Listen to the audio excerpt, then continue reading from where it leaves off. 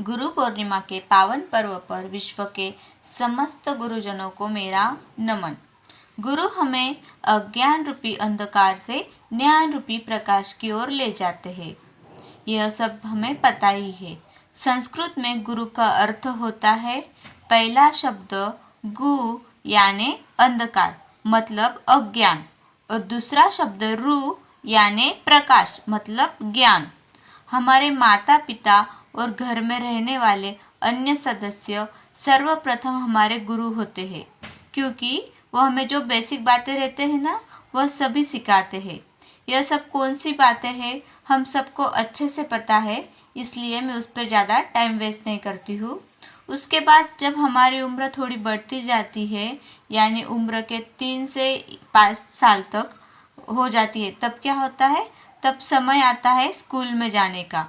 तो जो हमारे स्कूल के 5 साल तक, जो पहले 5 साल तक जो टीचर रहते हैं या कोई शिक्षक या गुरु रहता है, उनका सबसे बड़ा सहयोग या सबसे बड़ा जो मेहनत रहती है वो जो प्री प्राइमरी क्लास के टीचर रहते हैं उनकी रहती है, ऐसा मेरा मानना है।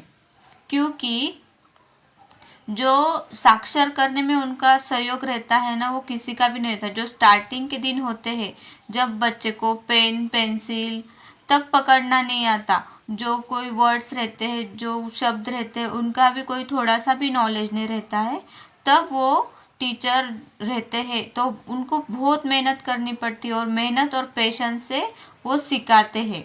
ये भी बातें हमें पता ही है। उसके बाद भी जब उम्र बढ़ती है, तब गणित, विज्ञान, इतिहास इत्यादि विषयों के लिए भी शिक्षक बहुत ही महत्वपूर्ण है।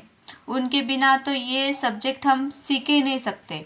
उसके बाद का टाइम आता है स्कूल कॉलेज में, तो गुरु के बिना कुछ भी नहीं। कॉलेज में भी जो अलग अलग सब्जेक्ट मिलते हैं अलग अलग फील्ड में, उनके लिए भी गुरु शिक्षक ज़रूरी ही है। लेकिन ये सब होने के बाद, स्कूल कॉलेज जो बेसिक बातें होने के बाद, कुछ उम्र गुजरने के बाद माता पिता शिक्षक गुरु हमें प्रभावित नहीं कर सकते हैं।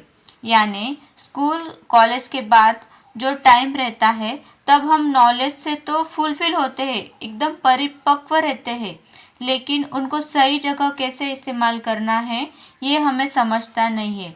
और तब हम कभी कभी, वो हमारे टीचर रहते हैं, गुरु रहते हैं, माता पिता रहते हैं, जो हमसे बड़े लोग रहते हैं, उनका अपन वो बताते हैं तो है, उनका सब एक्सपीरियंस से अच्छा ही बताते हैं, लेकिन हम उतना जो उनका इफ़ेक्ट है वो अपने पे नहीं पड़ता है। तो टाइम पर हमारे फ्रेंड्स या फिर आजकल के दौर में हमारे गुरु बनते हैं। कौन बनता है?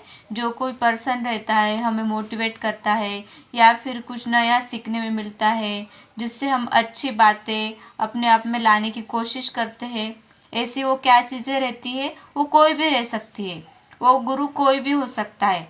जैसे कोई बुक, कोई नॉलेज या फिर इंस्पायर करने वाला टीवी शो या फिर कोई वेब सीरीज़, कोई मूवी, कोई वीडियोज़ या कोई स्टोरी, सबके अलग अलग हो सकते हैं। तो जो भी आपका मोटिवेशनल, इंस्पिरेशनल, मूड फ्रेशनर और आपको सही राह बताने वाला अपना गुरु टीचर रहता है, तो आउटपुट मिलना ज़रूरी है, चाहे उसके पीछे किसी का भी हाथ हो। इसका मतलब यह है कि हर किसी के जीवन में कई सारे गुरु होते हैं और समय के साथ साथ गुरु के रूप बदलते रहते हैं। कोई भी ऐसा गुरु नहीं कि वह जन्म से लेकर मरते दम तक हमारे साथ रह सके और हमारी मदद कर सके। इसलिए हमें खुद को भी गुरु होना चाहिए।